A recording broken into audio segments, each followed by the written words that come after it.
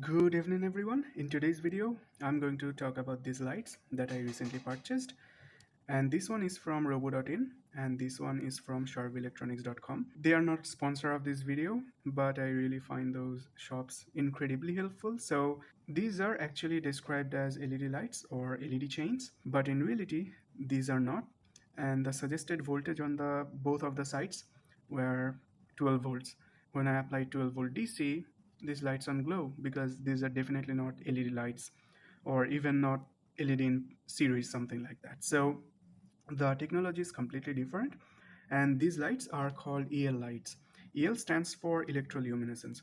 So basically, the way they work is by having a couple of electrodes. One is the back electrode, and the other one is the front electrode.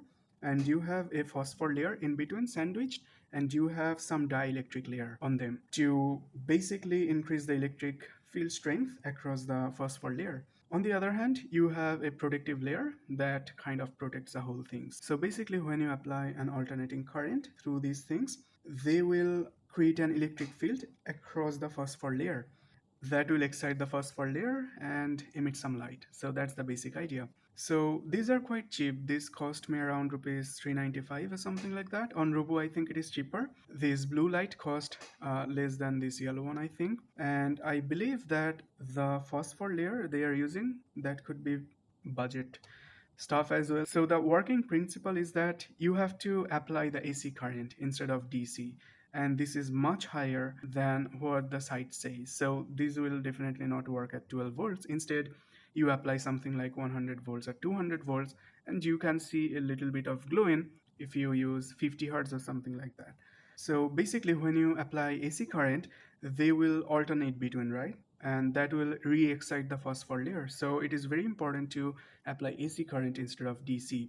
It doesn't have to be sine wave, it can be square wave, but you have to go from positive to negative cycle so that these lights work. So the advertised 12 voltage is outright wrong, but if you buy these drivers, they do work from 12 volts. So these are the drivers that I purchased a couple of those, and one I'm using here, and this is tested, and this is basically sealed pack, and I don't know if it will work or not.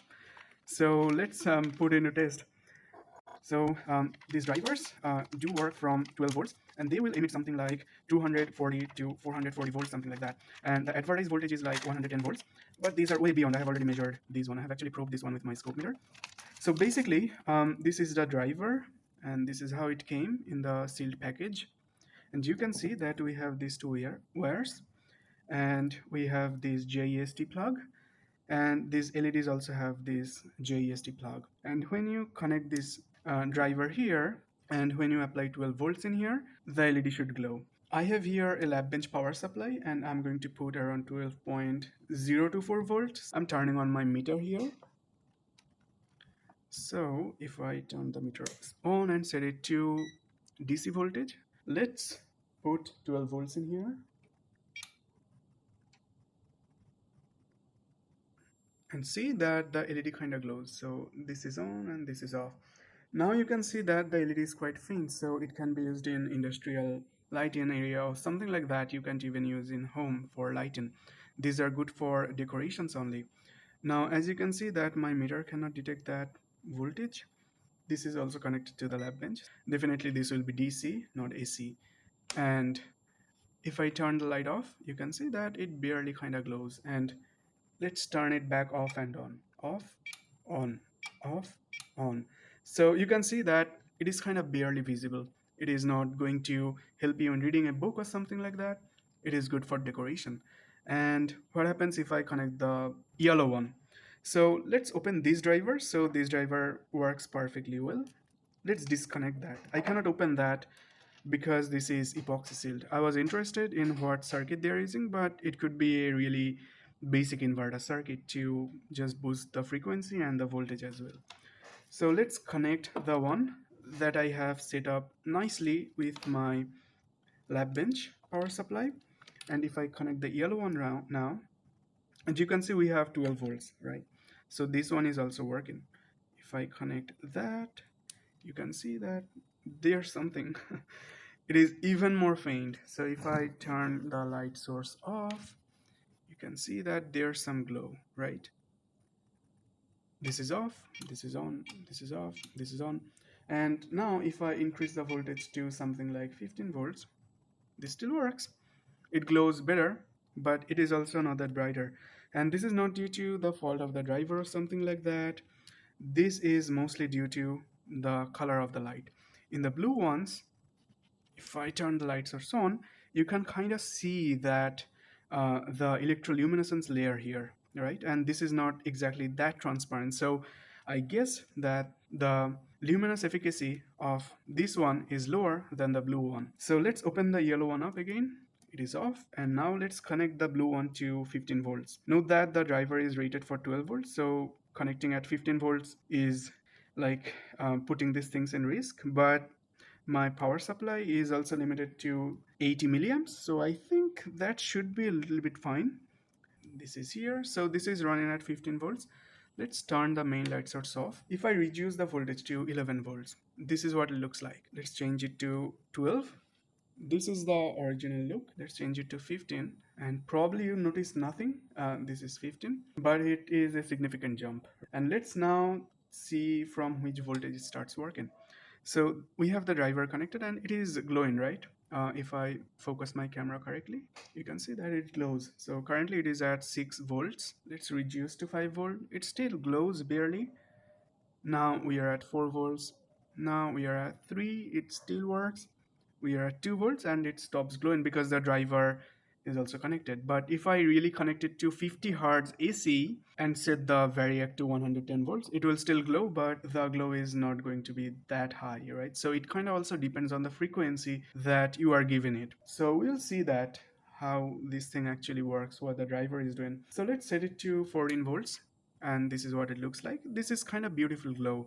The blue one is nice, but the yellow one looks actually like a wire glowing. So let's say if you short circuit a wire and put some high current through that and it will glow yellow. That kind of yellow is this one, right? So this is very, very beautiful, I'd say. This thing out of the way, now let's see what the driver is doing. So the driver is basically using the JST pin, and I have a female JST pin here. And note that this could be dangerous because this has 110 volts. Let's turn the light back on. So I'm pausing my power supply and let's measure. So I have my scope meter here. It's a bit dusty. Leave it off and let's turn it on. It is on. I hope you can see that. Let's adjust the camera a little bit. So there is a scope here, and let me focus on that. Yeah, so that's there. Now, if I let me turn the brightness of this thing to 100%. So I think that's visible enough. So now this is connected. The JST is connected here. So let's hook up the negative to the negative and the positive to the positive.